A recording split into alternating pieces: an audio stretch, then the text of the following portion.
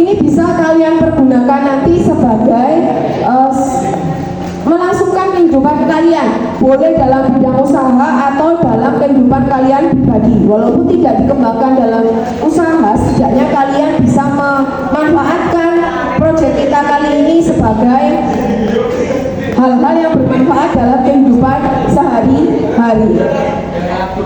Temanya gaya hidup berkelanjutan, yang kita angkat adalah tanaman rempah Nusantara. Kalau kalian pernah belajar sejarah, waktu itu pasti Bu Fajar pernah mengajarkan jalur rempah. Kan pernah ya?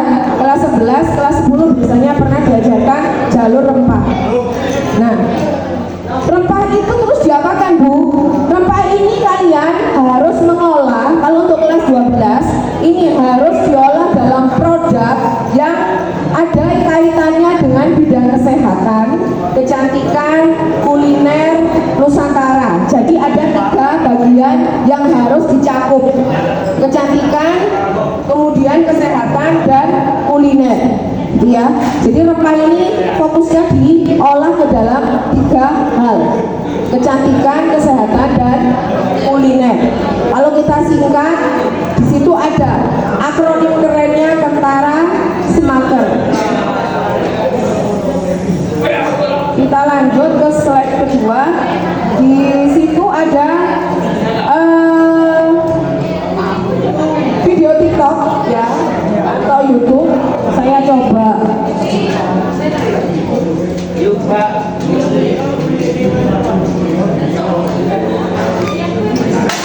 Mungkin ini bisa kalian foto dulu.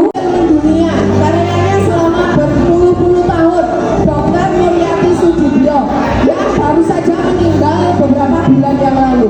Pengabdiannya terhadap rempah-rempah di Indonesia itu sangat luar biasa. Kalau kalian kenal Mustika Ratu, beliau adalah foundernya atau pendirinya. Selain bidang kesehatan, kecantikan, beliau juga mengapresiasikan dirinya untuk mengolah rempah di dalam bidang kesehatan. Kalau kalian lihat produk Mustika Ratu yang bertebaran di sekeliling kita, itu semuanya adalah hasil dari tangan dingin beliau, Dr. Nuryati Sudibyo, yang baru saja berpulang beberapa bulan yang lalu di usia 96 tahun. Luar biasa. Di usia 96 tahun beliau itu masih jarang sekali terlihat keriput, badannya masih sehat, tapi Allah sudah menghendaki beliau berpulang karena beliau memang konsen ke dalam hidup sehat, terutama menggunakan rempah-rempah. Ada bunganya, ada batang sepuh, ada rintang. Jadi tanaman kencur itu dipanen tidak di atas seperti buah apel, tapi di bagian umbi atau di bagian rimpangnya, di bagian bawah tanah. Di bagian bawah tanah itu adalah rimpangnya. Ya.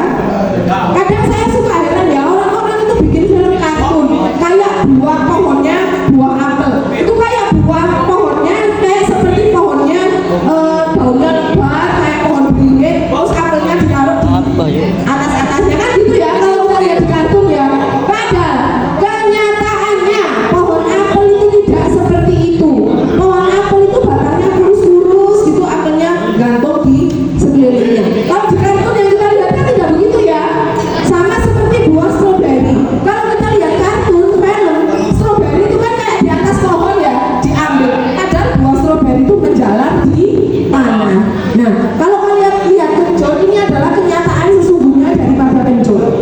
Ada daun, ada bunga, ada batang. Nah, kencurnya sendiri itu letaknya di dalam tanah, umbi-umbian. Seperti kalau kalian memanen singkong, ya kan? Umbinya yang kita panen. Nah, di antara umbi-umbinya itu ada serabut akar, gitu ya. Jadi kencur itu letaknya di mana? Di bagian dalam tanah. Di bagian dalam tanah.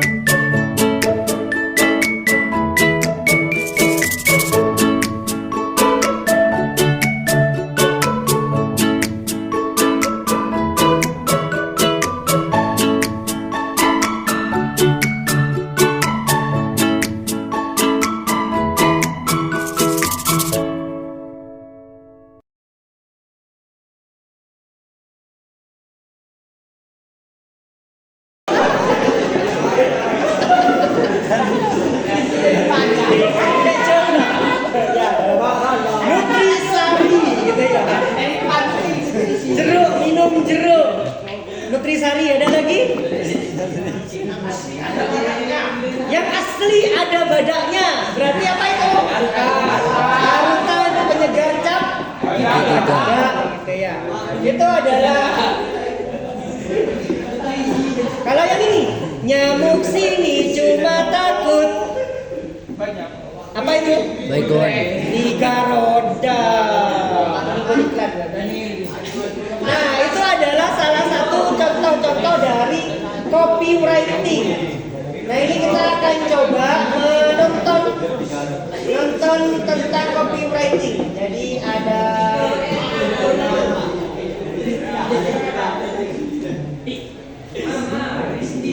kalau ini enaknya sampai tetes terakhir. Ya, susu saya, susu bendera.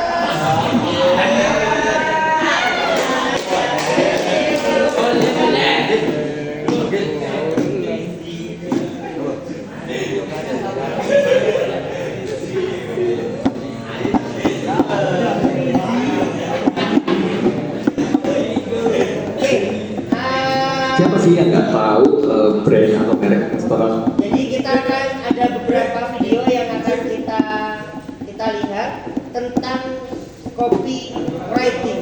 Jadi nantinya kalian akan membuat brosur yang isinya adalah copywriting. Gunakan kata-kata yang aneh tapi mudah diingat. Jadi kalau kita ingat Sakti Mandraguna harus ingat Kabujir gitu ya. Itu adalah salah satu contoh contoh copywriting yang akan mudah diingat atau menjadi branding sebuah produk. Sama bukan kalau sebenarnya bukan hanya copywriting, bisa saja logo. Logo itu sebenarnya mirip sebuah yang saya pernah belajar di digital marketing. Logo itu adalah sebuah sigil. Sigil itu seperti sihir. Jadi seolah-olah pada saat kita melihat logo itu kita akan tersihir untuk membelinya. Contohnya Starbucks, padahal ya kopi paling nyaman kopi setelah buan senang baru keluar. Tapi dia menang branding Starbucks. Jadi Starbucks itu sebenarnya tidak menjual kopi, menjual gengsi, sama seperti iPhone. iPhone di Android, iPhone harganya paling mahal berapa sih?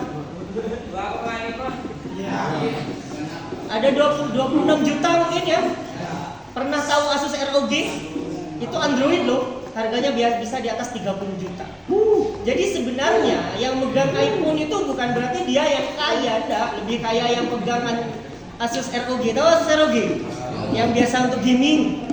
Ya, HP gaming. Itu harganya ada yang sampai 35 juta. Sebenarnya ya Samsung Flip juga mahal kan. Jadi yang menjual iPhone itu sebenarnya bukan menjual produk handphonenya, tapi mereka menawarkan gengsi. Kelihatan kan kalau memakai iPhone rasanya gengsinya luar biasa. Padahal kalau dibandingkan dengan yang megang Asus ROG kalah. iPhone-nya iPhone yang versi lama harganya yang 5 juta. Terus sama yang megang Asus ROG. Padahal kan mereknya nggak keren kan? Asus. Tapi ROG. Iya, HP gaming. RAM-nya itu 512 GB. RAM melonjak. Bukan RAM-nya itu, RAM-nya saja. Samsung aja punya saya itu hanya tipe A335G, RAM-nya 8, ROM-nya 126, itu aja mainnya 5 juta. Itu cukup sebenarnya kalau beli iPhone yang versi lama. Ya cukup. Jadi yang megang iPhone itu sebenarnya iPhone itu lebih menjual gengsi. Ya, sama seperti Starbucks. Kan seolah-olah yang kopi di Starbucks keren. Padahal ya tak pati nyaman iya. Nyamanan kopi asli seregen kalau ibuan seneng baru. Kalau ibu di jam kuningan. Tambah surya. Sana. Aku seru kan.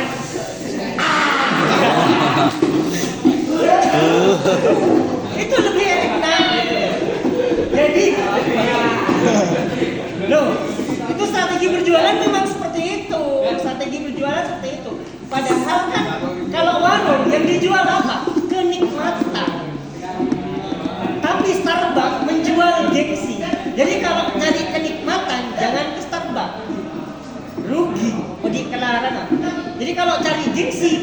ke Starbucks, foto-foto, upload di sosial media. Karena gengsi. Kalau kalian di warung kopi teloibuan upload di sosial media, dicemooh sama orang.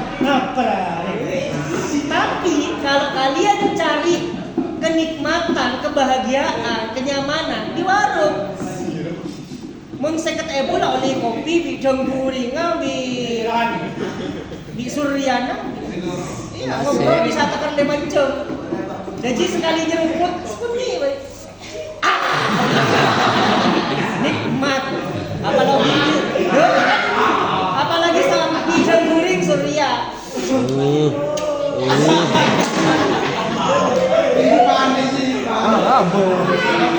Jadi bagaimana kita menjual sesuatu itu sesuai dengan kebutuhan atau supply and demand tadi.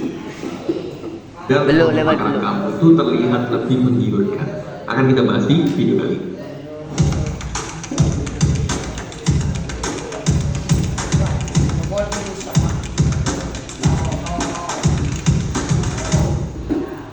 Hai, kembali lagi bersama saya Syah Andreas dari Social Media Marketer IT, tempat kita belajar seputar pemasaran di media sosial. Jadi seperti topik kita hari ini, teman-teman, kita akan bahas tentang gimana nih cara nulis copywriting untuk produk makanan. Yang mana kita itu nggak hanya nulis, oh makanan ini bagus, makanan ini enak dan lain-lain, tapi gimana caranya membuat sebuah copywriting yang bakalan buat produk makanan kamu itu terlihat lebih menggiurkan ya. Jadi tanpa basa-basi lagi, saya langsung ke slide saya aja, teman-teman. Jadi ini makanan. Nah, sebelum kita nulis copywritingnya, tentu yang perlu kita siapkan dulu adalah bahan tulisnya. Jadi misalkan di case-nya kali ini, di kasusnya kali ini kita ingin jual tahu goreng ya. Jadi tahu goreng ini kelebihannya tahunya garing dan isinya melimpah. Terus target pasar kita adalah karyawan swasta dan copywritingnya itu kita ingin tulis di Facebook ya. Nah, contoh copywritingnya seperti ini. Jujur li, ini tahu goreng garing plus rempah-rempahnya pas banget. Warna tahunya juga kuning keemasan, terus dalamnya itu kayak ada bumbu cabai pedas dan ada manis-manisnya. Teksturnya juga kriuk, cocok banget buat ngemil gabut pas lagi di kantor. Buat kamu yang mau nyobain juga, yuk klik link di bawah ini sekarang. Jadi kamu bisa lihat, ini adalah salah satu contoh copywriting untuk produk makanan. Dan kalau kamu perhatikan, ada sesuatu yang berbeda dalam copywriting ini. Apa yang berbeda? Yang berbeda adalah kamu copywriting yang baru tadi itu copywriting yang menggunakan sensory word. Jadi kalau mungkin kamu yang nonton di sini sambil kamu lihat visualnya ya, kamu baca kata-katanya mungkin agak ngiler gitu ya. Ini kok kayaknya menarik banget ya, unik banget ya. Dan apa yang membuat copywriting tadi unik itu copywriting yang menggunakan sensory word. Jadi sensory word itu apa sih? Sensory word itu singkatnya teman-teman. Sensory word itu adalah sebuah kata-kata yang bisa memicu 5 panca indera kita. Panca indera kan ada penglihatan ya, mata, penciuman, hidung, rasa ya, mulut, peraba, kulit dan pendengaran. Terkait sensory word ini akan kita bahas di video yang lain. Cuman di sini kamu bisa lihat kalau misalkan kita menulis copywriting menggunakan sensory word dan nggak menggunakan sensory word itu bedanya seperti apa? Ini kita kasih contoh, misalkan teman-teman bandingkan aja dua copywriting yang sama yang sama-sama jualan tahu goreng, tapi dengan kita menggunakan sensory word itu efeknya bisa berbeda. Ini contoh yang pertama yang tidak menggunakan sensory word. Jujur li, ini tahu goreng enak banget. Rasanya itu kayak enak, terus pas banget buat kita ngemil di kantor. Buat kamu yang mau cobain juga, yuk klik link di bawah ini sekarang juga. Nah, tentunya copywriting seperti ini kan kita bertanya-tanya gitu kan, enak itu kayak gimana sih? Terus tahu ini pas banget itu kayak Daunnya itu loh, daunnya Riki kan banyak tuh daun katanya ya, sungguhan Riki ya, ambil daunnya jeruk yang dipakai untuk gak usah gini-gini ya, biasa cari foto latihan jadi selebriti. Jadi makanya fotonya artis itu bagus-bagus karena gak banyak begininya, gak banyak gayanya ya, natural. Makanya belum pernah jadi artis gitu ya. Jadi untuk KR yang mau produknya berupa olahan jeruk, kalian saya kasih tahu caranya, sangat mudah. Jeruk daunnya tapi yang banyak, kemudian keringkan, jemur setengah hari, itu sudah mulai kering tapi belum kering banget.